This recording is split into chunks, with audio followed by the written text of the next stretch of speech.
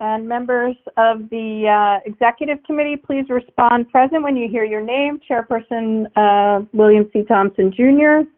Present. Vice Chairperson Barry F. Schwartz is absent and excused. Trustee Una Clark, we will come back to. She'll be with us Trustee in a Lorraine minute. Cortez Vasquez. Present. Trustee Fernando Ferrer. Here. Trustee Kevin Kim. Present. Trustee Jill O'Donnell Tormey. Present. Trustee Brian Oberfeld. Present. Okay, so you have a quorum, Bill.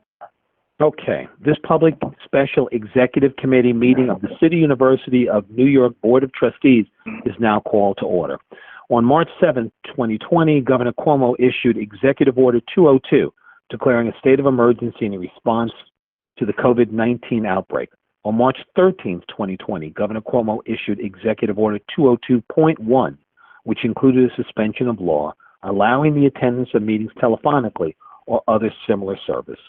Article 7 of the Public Officers Law, to the extent necessary to permit any public body to meet and take such actions authorized by the law without permitting in-person access to meetings and authorizing such meetings to be held remotely by conference call or similar service, provided that the public has the ability to view or listen to such proceeding and that such meetings are recorded and later transcribed.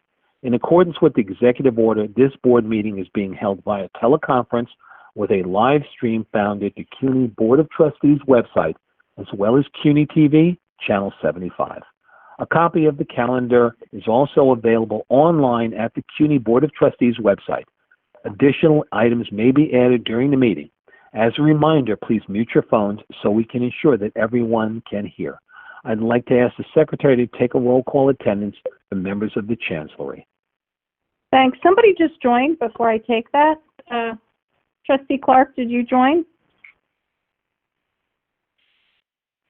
No? Okay, thought so. All right. Members of the Chancellery, please respond present when you hear your name. Hi, who just joined? Hector, I lost the call for some reason. Got it. Okay, Hector, we got you. Okay, Chancellor Felix Matos Rodriguez. Present. General Counsel and Senior Vice Chancellor for Legal Affairs, Derek Davis. Present. Excellent. Executive Vice Chancellor and University Provost, Jose Luis Cruz. Present. Executive Vice Chancellor and Chief Operating Officer, Hector Batista. We heard you. You still there, Hector? Present, yes.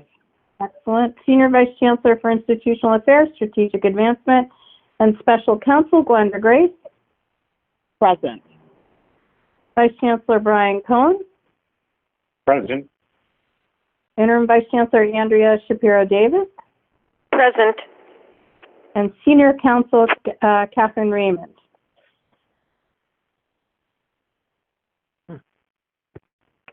She was on earlier, but she'll identify herself. Okay. I'm here. I'm sorry. I was muted. I'm here, Catherine Raymond. Okay, no problem. And by the way, has Trustee Clark joined us? All right. I'm sure she'll be with us in a minute. All right. Thank you, Gail. Let's now turn to the items requiring a vote today. Given that all board members are participating remotely, I'll read the resolution and ask the members to respond only if you would like to abstain or oppose the item. Otherwise, your vote will be recorded as a yes vote. If you're voting no or abstaining, please state your name and vote.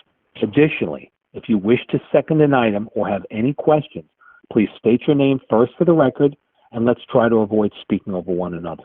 Item 1, authorize the purchase of Wi-Fi hotspot or MiFi devices for emergency distribution to students needing broadband internet access in response to the continuing COVID-19 pandemic health emergency. May I have a second for this item? Second. Kim, second. Okay. Let's have discussion on this item. By the way, if you would like to do, I believe the COO at least just has a couple of comments about this item. Yes, Mr. Chair. As you know, Cuny deployed nearly 30,000 laptops, computers during the spring 2020 semester to address student needs when transitioning from distant learning. From our experience last spring and a study that conducted by the Office of Institutional Research, we learned that several thousands of our students lack the adequate access broadband internet in their homes. Of course, without internet access, they would not be able to perform their coursework. In order to help bridge that gap, we found a reasonable solution that will allow us to do that. Assist a number of our students with greatest need by providing them access to broadband internet to help work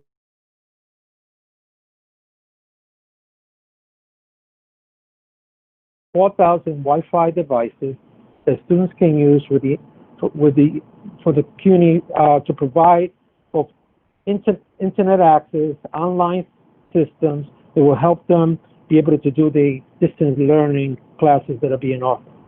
Each device will come with 12 months unlimited data plan for students, and if they don't have a need for that, and they run out of that device, another one will be provided for them. The cost for these devices vary by wireless carrier, and at an average of about $350 per device with unlimited 12 months plan.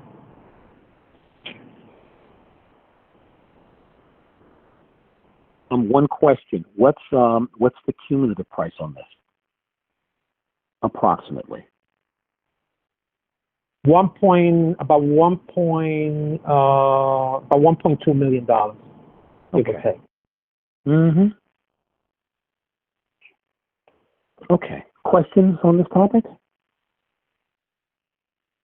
Are there any questions on this topic? Any other discussion? All right, we'll now vote. Please only respond if you'd like to abstain or oppose. The item is approved. Item number 2, authorize a construction license agreement and an easement agreement with the New York City Transit Authority to grant temporary access to construction staging and a permanent easement at a plaza adjacent to Hustos Community College to subway station improvements to comply with the Americans with Disabilities Act of 1990 as amended. May I have a second to this item? Second. All right, Mr. Batista, would you like, are there comments that you'd like to present for this, or? Yes, Mr. Chair. For several months, we have been discussing and negotiating with New York State Transportation Authority regarding their desire to make certain improvement access points connected to hostels in order to comply with ADA regulations. As part of those improvements, the university is seeking to provide NYTA with a construction license and easement to make it the needed repairs, improvements, and maintain the facilities needed in that location. The resolution presented to the board today will authorize the execution of temporary access agreement and a permanent easement agreement.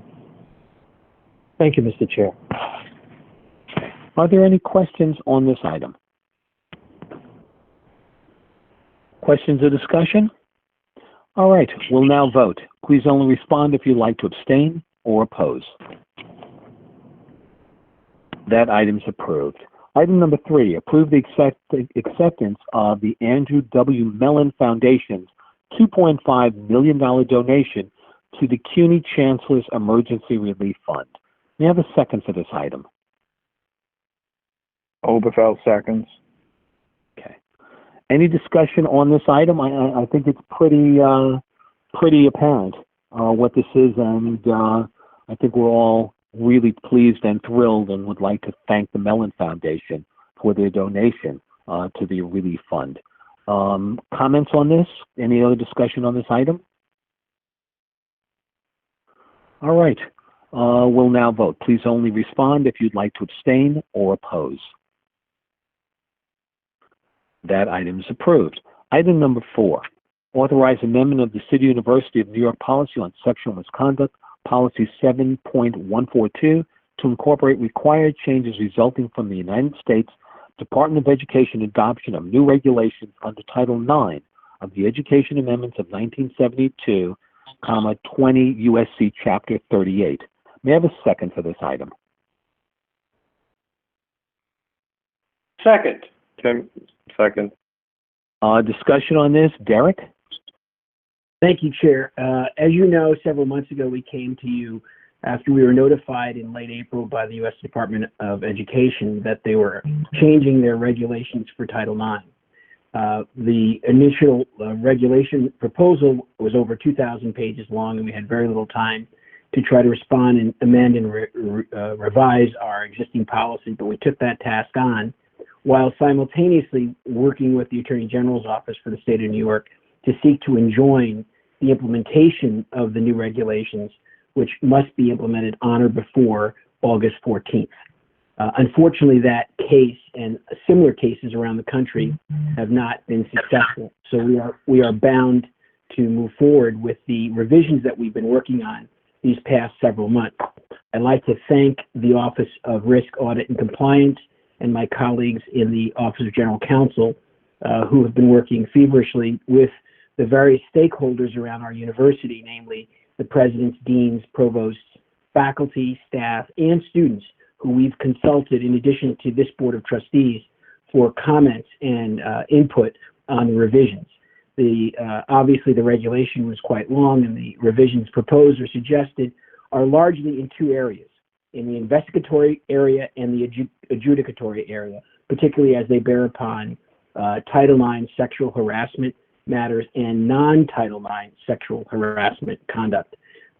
With me today to answer any of your specific questions, I have Senior Counsel Catherine Raymond, who's been with our university for well over 20 years, who, to her credit and to my thanks, led the efforts with the various stakeholders in taking comments and trying to incorporate them as reasonably possible into this revised plan, which hopefully all of you had a chance to look at. We circulated to the board just over 2 weeks ago. So I thank you, Chair, for your time. Not at all. Just one question I have before I go to any other questions that the board members have. The biggest reason why we are voting, at least in executive committee, and have brought this to the board today and brought this executive committee today, we have a time deadline. Would you go into that time deadline that this has to be approved by? Certainly, Chair. Thank you. As you know, typically we would have a process where we would go to the board because the sexual misconduct policy is also part of Article 15 of the bylaws. You'd have a reading and you'd have an opportunity to take more time to respond. Unfortunately, we didn't have that time available to us given when this regulation was handed down to all of the various institutions of higher education to incorporate and respond to. So we are on a very tight timeline, and failure to comply has significant consequences, although who knows what the Department of Education might or might not do. So like many schools similarly situated, we are all scurrying to get a policy in place that is not only responsive to the federal guidelines, but also, in fact, to New York State's enough is enough law. And we believe we've done so successfully while recognizing the issues. We will be coming back to the full board in accordance with our bylaws to incorporate this policy into Article 15. Correct, but by the Department of Education, I think the mandate was it had to be done by the 15th of this month? 14th of this month, sir. That's correct. 13th? 14th? 14th. Thank you. Okay, thank you. Thank you. Are there any comments, any questions for either Derek or Kathy Raymond on this? Any other discussion on this item? All right, we'll now vote. Please only respond if you'd like to abstain or oppose. That item is approved. The Chancellor has requested several items be added to the calendar today. There are two items which we'll add one at a time and then call for a vote on each one. Let me now call on the Secretary to present item number 5. So item number 5 is a resolution to authorize the City University of New York to enter into certain supplemental agreements with the Professional Staff Congress, Cuny, to 1, extend tenure deadlines for certain college laboratories technicians, senior college laboratory technicians, and chief college laboratory technicians. 2, extend the time to secure a certificate of continuous employment for certain lectures. And 3, permit an extension of time for the use of annual leave above the contractual cap from August 31st, 2020 to December 31st, 2020, subject to certain conditions. Whereas the City University of New York announced effective March 19, 2020, in response to the threat presented by the spread of the coronavirus, also known as COVID-19, and in an effort to reduce the density of faculty, staff, and students on the university campus, that all university academic courses would be moved online or alternatively to a distance learning modality. And whereas on March 20th, 2020, Governor Andrew M. Cuomo announced Executive Order 202.6, or the New York State on Pause Executive Order, a 10-point policy directive, which executive order includes a directive that all non-essential businesses statewide must close in-office personnel functions and temporarily ban all non-essential gatherings of individuals of any size for any reason. And whereas during this period of time, the university transitioned from an in-person classroom teaching and learning format for its core offerings to an online digital platform and alternative distance learning modalities. And whereas in light of this transition from in-person classroom teaching and learning model to an online digital platform and distance learning modality, the university entered into a supplemental agreement with the Professional Staff Congress, Cuny, the PSC, on April 18, 2020, in order to address certain matters and procedures for both faculty and staff that were affected by the COVID-19 public health emergency. And whereas on May 18, 2020, the Board of Trustees ratified, confirmed, and approved the supplemental agreement, and whereas the COVID-19 public health emergency continues to impact the working conditions of faculty and staff, requiring the university to engage in negotiations and impact bargaining with the PSC, as well as with other unions representing employees of the university. And whereas, as a result of such recent negotiations and impact bargaining, the university believes that it is in the best interest of the university to enter into a supplemental agreement with the PSC to, one, permit college laboratory technicians, senior college laboratory technicians, and chief college laboratory technicians who are candidates for tenure effective September 1, 2021, to receive a one-year extension in their tenure review if they so desire.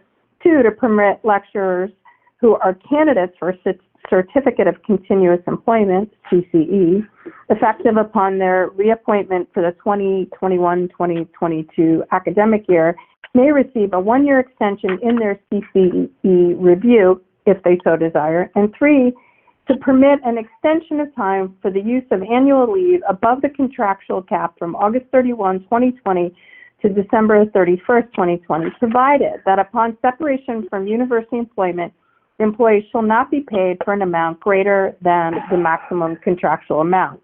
Now, therefore, be it resolved that the Board of Trustees authorizes the Chancellor to enter into a supplemental agreement with the PSC and other similarly situated union employees. One, permit college laboratory technicians, senior college laboratory technicians, and chief college laboratory technicians who are candidates for tenure effective September 1, 2021, to receive a one-year extension in their tenure review if they so desire. Two, to permit lecturers who are candidates for a Certificate of Continuous Employment effective upon their reappointment for the 2021-2022 academic year may receive a one-year extension in their CCE review if they so desire. And three, to permit an extension of time for the use of annual leave above the contractual cap from August 31, 2020 to December 31, 2020, provided that upon separation from university employment, an employee shall not be paid for an amount greater than the maximum contractual amount. Explanation is as follows. The university, through this resolution, approves agreements with the PSC concerning, one, the extension of tenure clock for certain employees in the college laboratory technician series, two, the extension of the CCE clock for certain members of the lecturer series, and three, an extension of the annual leave cap through December 31st, 2020. I'm done. I think you need a vacation now. Exactly. Let me make a motion to add item 4 to our agenda. Can I have a second?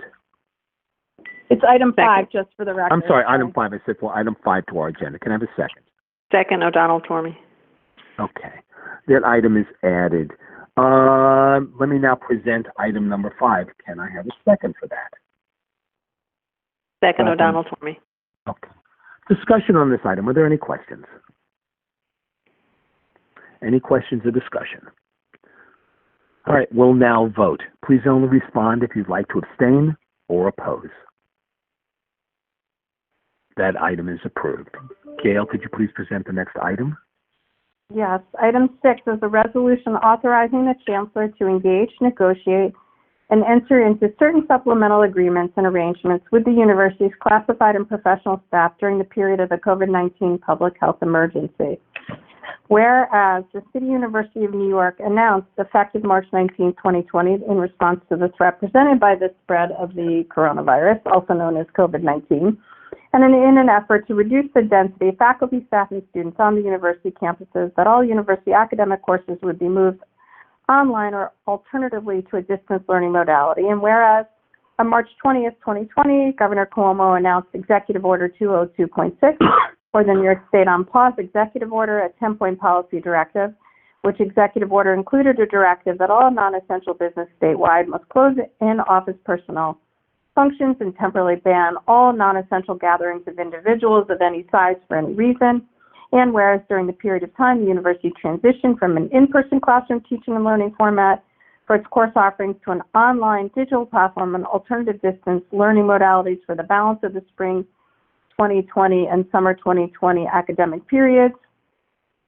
And whereas on July 9, 2020, the Board of Trustees approved a resolution recognizing that by 1, reducing the density of individuals on the university campuses, and 2, offering classes and support services in a primarily online and remote format, the university can better ensure the continued health, safety, and welfare of its students, faculty, and staff, and further ensure a continuity of educational curricula and better outcomes for our students, and preserve the ability of its physical spaces for those academic programs and support services that require them.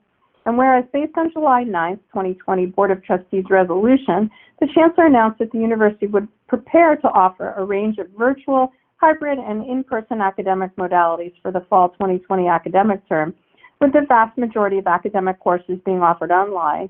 And whereas as a result of the continuing COVID-19 public health emergency and the university's transition to a largely online digital platform and distance learning modality, the university has been compelled to make a number of decisions and take various necessary actions, some of which affect the terms and conditions of employment of the classified and professional staff of the university, and therefore obligate the university to engage in negotiations and impact bargaining with such staff.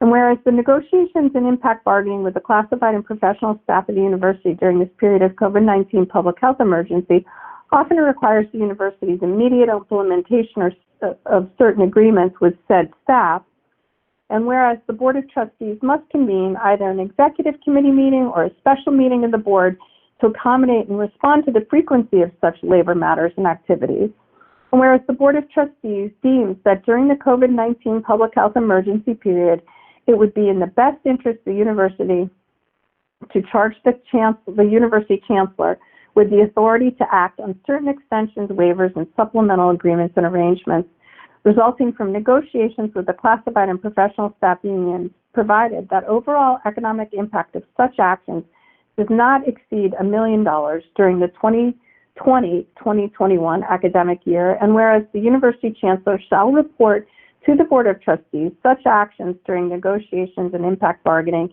in a report to the board at the next regularly scheduled board meeting.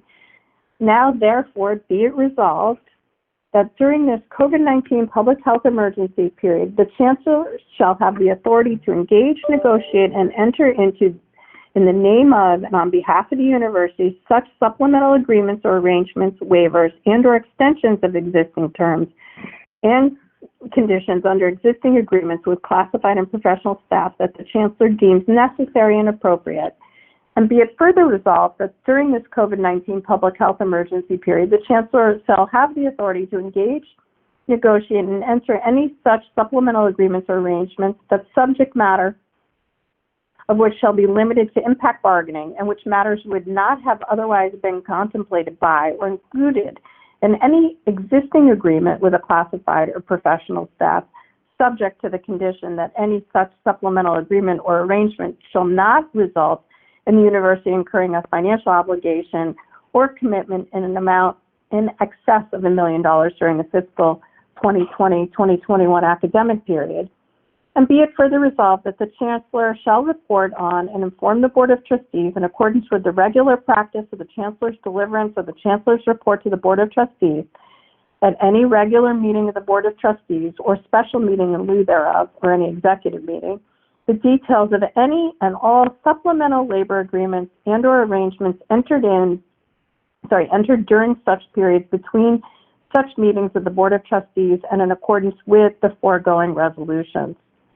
Explanation: since the start of the COVID-19 public health emergency, the City University of New York, the university, has been compelled to regularly engage in negotiations and impact bargaining with its various labor constituencies to address rapidly changing work-life conditions and changes in university operations. These negotiations frequently require immediate resolution and, in turn, frequent engagement with the University Board of Trustees outside of its regularly scheduled Board of Trustees meetings. In an attempt to more efficiently and effectively address such labor and union issues in a timely manner, the Board of Trustees believes that it is in the best interest of the university to prescribe the conditions under which the university chancellor can engage, negotiate, and enter into supplemental agreements and/or arrangements with the university's various classified and professional staff unions without the requirement of seeking Board of Trustees approval before finalizing any such agreement. That concludes my reading. Okay. Let me make a motion to add item 6 to our agenda. May I have a second? Second. All right, the item is added. I now present item number 6. May I have a second for that?